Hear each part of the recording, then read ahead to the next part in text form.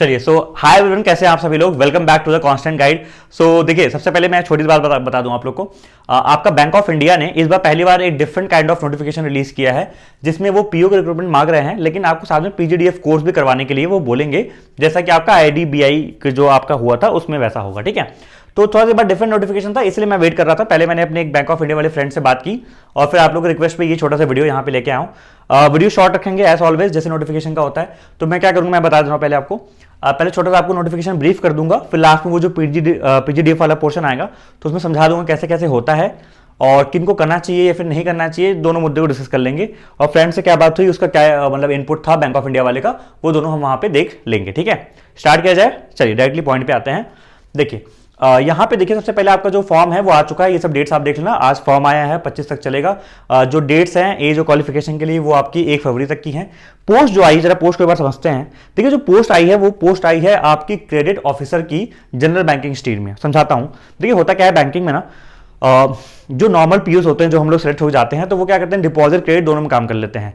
लेकिन सिर्फ जो क्रेडिट वाले होते हैं वो आपके लोन सेक्शन में काम करते हैं। लोन क्रेडिट का मतलब पैसा देना, लोन सेक्शन वाले जो होते हैं सिर्फ उन्हीं में काम कर सकते हैं। ठीक है, तो बैंक को कुछ अलग से रिक्वायरमेंट रही होगी क्रेडिट ऑफिसर की, वो भी वैसे जिनको वो ट्रेंड टाइप चाहती है कि अच्छे से मैं ट्रेनिंग करवा के जो है फिर उन लोग को काम पे लगाऊं, तो उस तरह की रिक्वायरमेंट होगी, इसलिए बैंक ने ये वाली स्कीम निकाली है, जो मुझे लगता है। ठीक है, और हाँ, ऐसा फ्रेंड ने बोला कि उनको रिक्वायरमेंट क्रेडिट ऑफिसर की ज्यादा है।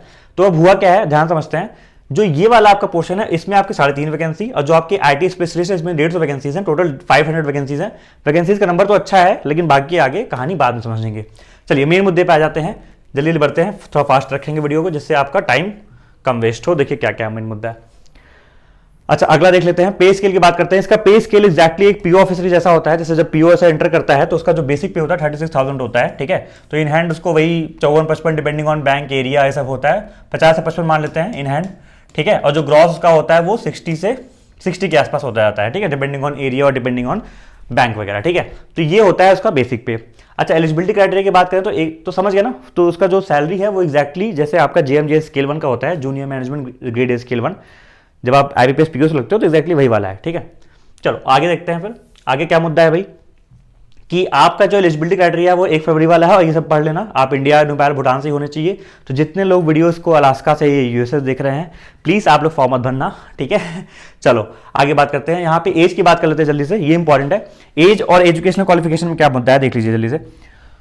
जो सभी लोग जो इसके लिए अप्लाई करेंगे तो उनका एज लिमिट तो ये होना चाहिए। दूसरा एक मुद्दा यहाँ पे है कि यहाँ पे सिर्फ ग्रेजुएशन डिग्री मांगा है, वो भी किसी रिकॉग्नाइज्ड यूनिवर्सिटी से कंप्लीट होना चाहिए। कई लोग ये पूछेंगे भैया 60%, 50%, ऐसा कुछ भी नहीं है, सिर्फ ग्रेजुएशन डिग्री आपको कंप्लीट होना चाहिए। और लिखा हुआ है कि एक आपके पास वैलिड मार्कशीट होनी चाहिए।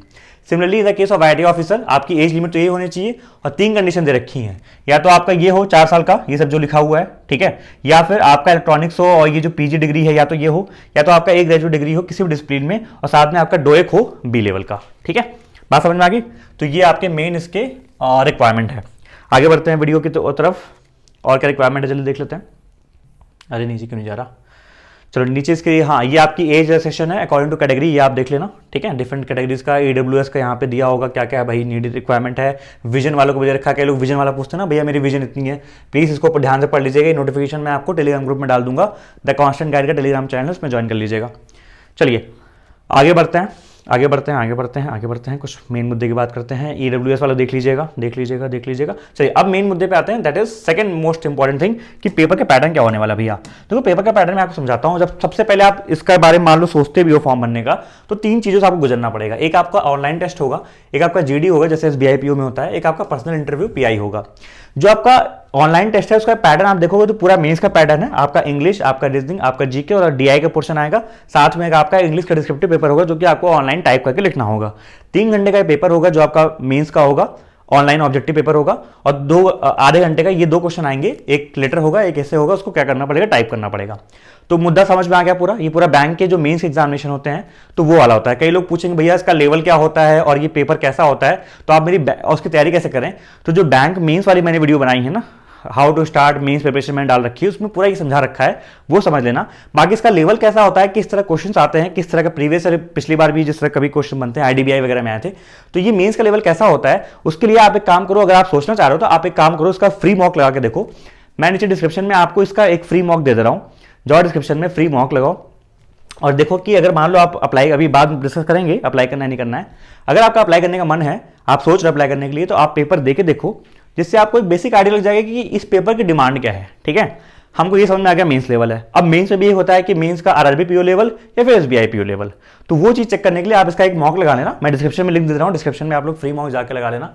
अब ये बात आपको समझना जरूरी है कि चलो यहां तो ये हो गया कि क्या बोलते हैं कि भैया मेंस तो हो गया, उसके बाद क्या करना होता है, उसके बाद इसमें जो करना वो होता है वो ये होता है कि आपको जो फाइनल सिलेक्शन होगा ना, वो ऐसा नहीं कि ये क्वालिफाइंग है, इसके मार्क्स भी जुड़ेंगे, जो आपका जीडी होगा, यहां पे मैं बता रहा हूं आगे, जो आपका जीडी होगा उसके मार्क्स भी जुड़ेंगे, जो आपका इंटरव्यू होगा उसके मार्क्स जुड़ेंगे। कितने मार्क्स होते हैं भैया उसके, देखो जो आपका इंटरव्यू है वो 60 मार्क्स का होगा, जो आपका जीडी है वो आपका 40 मार्क्स का होगा।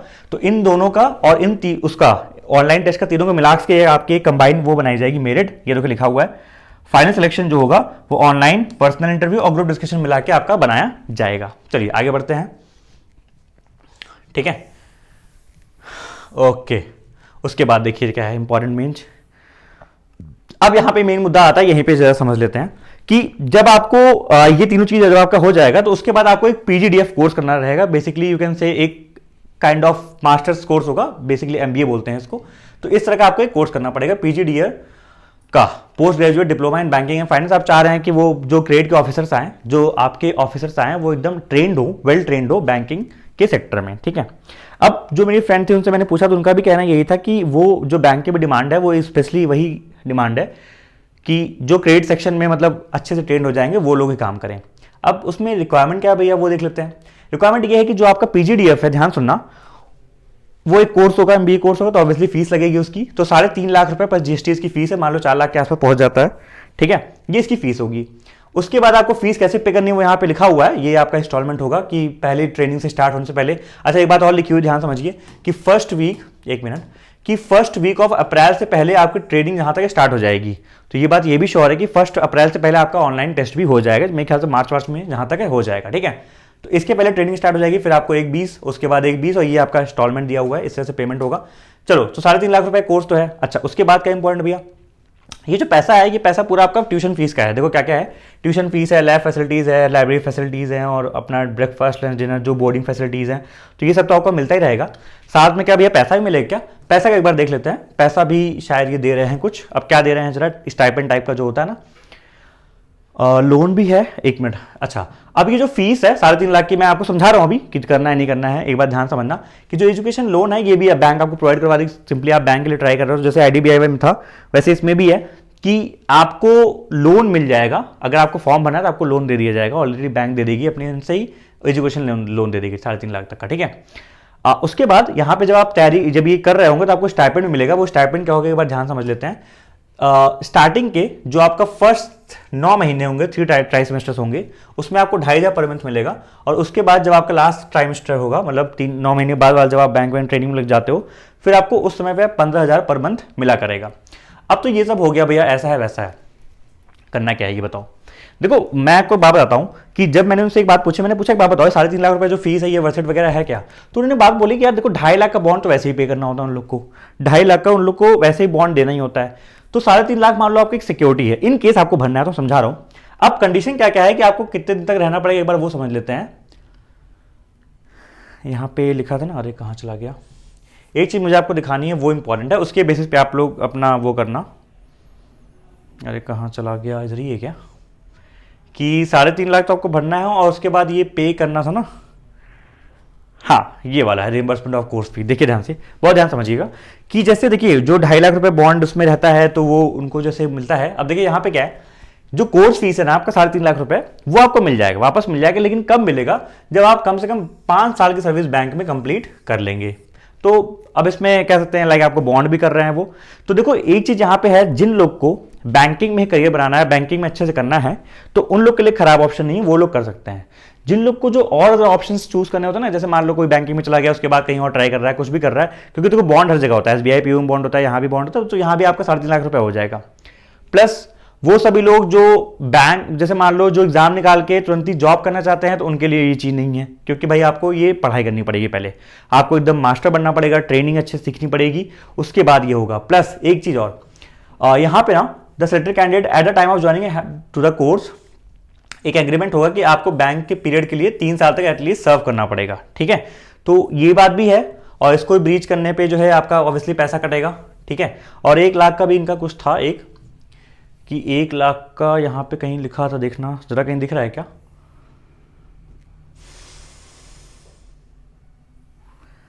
ठीक है, अच्छा यहाँ आई थिंक यही है, 3.5 लाख का एक फीस का है। और उसके बाद जो है, ठीक है, ये हो गया, ये हो गया, ये हो गया। हाँ, 4 ट्राई सेमेस्टर्स होंगे, फिर ये सब तो आप पढ़े लो कोर्स करिकुलम कैसा है। उसके बाद यहाँ कुछ काम का है, आगे देख लेते हैं ज़रा। आइडेंटिटी वेरिफिकेशन एक बार पूरा फॉर्म में, एक मुझे और इसमें क्लॉज दिखा था। हाँ, फीस देख लो, इसकी फीस 850 रुपये है, ठीक है। तो फीस तो आपको 850 रुपये है, ठीक है। उसके बाद आपका ये जो एप्लीकेशन है बैंक ऑफ इंडिया वेबसाइट पे आपको ऐसे मिल जाएगा, ये चीज़ लिखी हुई है।